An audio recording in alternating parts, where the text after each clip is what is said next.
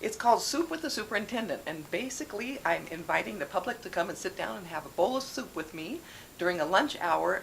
During that time, I'd like to talk to folks about the kinds of things that are happening across our county in preschool through 12th grade education. So we're hosting that at the Superintendent of Schools office on Grandview here in Bishop, and it will be held on Wednesday, October 11th, just during the noon hour, 12 o'clock to 1 o'clock, so that people can maybe come during their lunch hour, enjoy a bowl of soup with us, and hear a little bit about education. I think I'd like to start out by providing some information to folks about education here in the county, things like what we do at the County Office of Education, things like the differences between county offices and school districts, county school boards, district school boards, also maybe budgets, school budget, funding, that kind of thing, policies, accountability, and then our kindness program as well. This is something that we kicked off just a little bit less than a year ago, I think, here in Inyo County. What we're trying to do is to get people to really pay attention to acts of kindness. It's really simple. If you see an act of kindness or someone does something kind to you or you do something kind, if you just get on the inyokindness.us website, you can just click a little button so that your act of kindness can be counted. And if you can take a little bit extra time and write the story about what happened, people are enjoying reading those stories on our Facebook page. So that's going well. We're over 1,700 acts of kindness, I think, and we're shooting for 1 million. Well, Deb Murphy filed this report for Sierra Wave Media. A year ago, Wild Iris's director of programs, Susie Bain's Perfect World, was a campus for those transitioning out of an abusive relationship.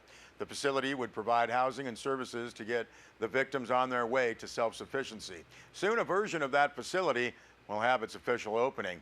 Wild Iris's executive director, Dr. Trina Toby, made the announcement at last week's Inyo County Board of Supervisors meeting and last Monday's Bishop City Council session as part of the formal declaration of October as Domestic Violence Awareness Month.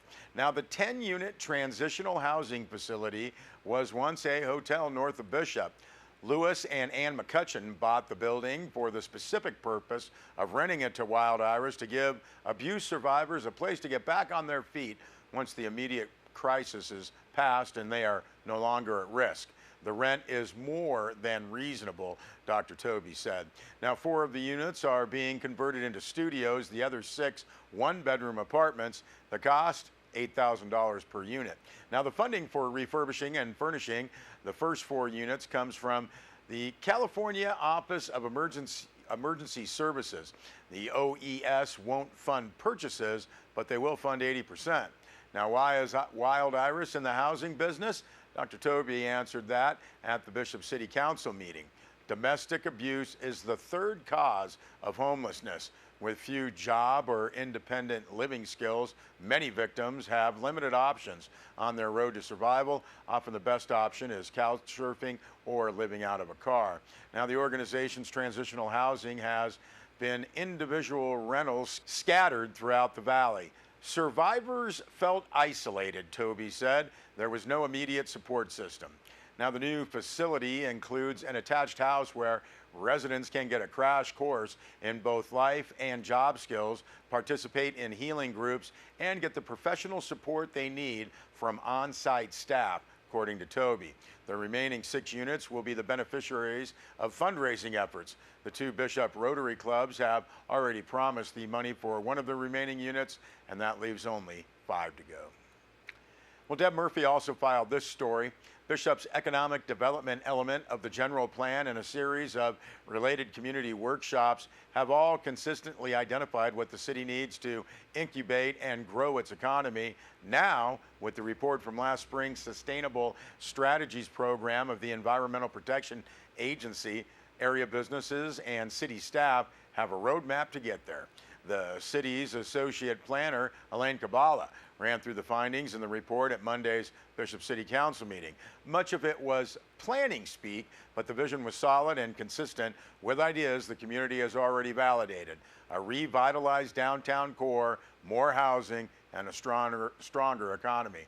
There are, however, a few tough hurdles to overcome. First, a pedestrian and/or bike-friendly downtown would require what they call traffic calming.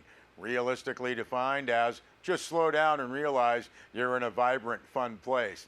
Now, mixed uses and parking issues are already being addressed by the city.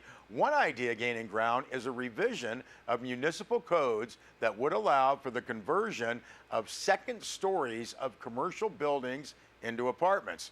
Now, the city has made changes to parking regulations and is in the process of developing signage so tourists can find convenient parking areas. Now, the mixed uses for downtown buildings pretty much kills two birds with the proverbial one stone. It brings more activity to the downtown core and helps solve the limited housing problem. The EPA's consultant, Renaissance Planning, also recommended a regional housing strategy. Owens Valley residents don't have to live in Bishop, but they still have to shop in the city. For Bishop City Administrator Jim Tatum, the need for more housing of all types is a high priority. To date, Tatum stated in an email, it's been 2 steps forward and 1 step back, but progress nonetheless.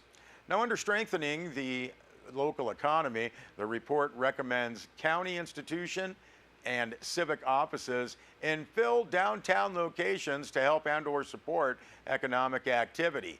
Inyo County has already leased office space throughout Bishop, but is trying to build an under one roof office compound north of the downtown core. Maximizing and marketing Digital 395 is a big one.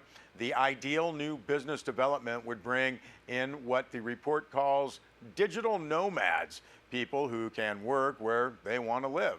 These nomads may not bring on hordes of new employees, but they buy homes, contract for services, and shop locally without making a huge dent in the environment. The highest and possibly most important hurdle is establishing a more collaborative process between the City of Bishop and Los Angeles Department of Water and Power. The report suggests a memorandum of understanding between the entities for a long-range property disposition plan. Such an MOU would help the city develop realistic goals. So, who does what to bring about these changes? Jim Tatum's answer: it's my sense that ultimately success will be a product of an orchestrated effort joined by many. The city's role is one of empowerment, facilitation, and infrastructure development. Our current strategy includes the identification of a willing property owner or two on a specific block to focus our efforts. Ideally, significant improvement within a microcosm of the downtown area becomes contagious. Now, perhaps the most valuable element of the report is access to websites outlining successes through case studies, as well as available resources. To get a look at that full report and those websites, you can go to the Bishop City Council meeting page on the internet, click on Monday's agenda, and go to item 10B. Thank Deb Murphy for those reports. Well, recent mosquito trap data indicate that recent aerial larviciding treatments were very successful, with mosquito populations reduced by about half in the 2 weeks following aerial management activities. Press release from the Owens Valley Mosquito Abatement Program states that illustrate the scope of what was conducted during aerial management. Rob Miller, Owens Valley Mosquito Abatement Program interim manager, said that the OVMAP applied roughly 10 times the amount of material used in a year in just 2 days via helicopter. Now, this larvicide works by introducing naturally occurring bacteria into breeding habitat, stopping normal mosquito larval development, and preventing these larvae from becoming biting adult mosquitoes.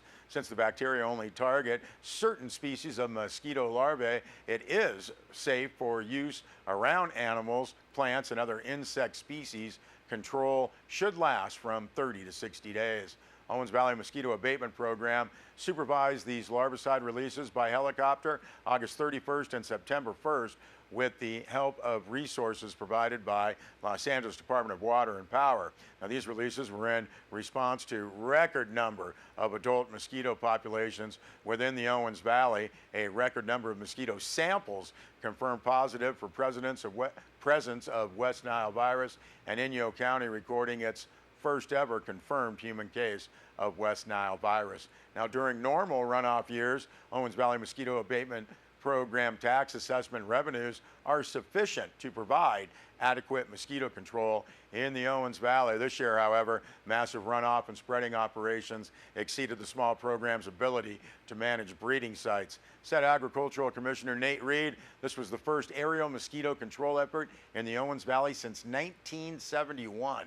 Reed said it was a huge and historic undertaking for the Owens Valley Mosquito Abatement Program, and he wanted to thank the LADWP for providing funds and San Joaquin helicopters for their technical expertise. Reed said both of which were instrumental in making this project a success. You can still report mosquito problems to the Owens Valley Mosquito Abatement Program. Call 760-873-7853. We'll be back with more news.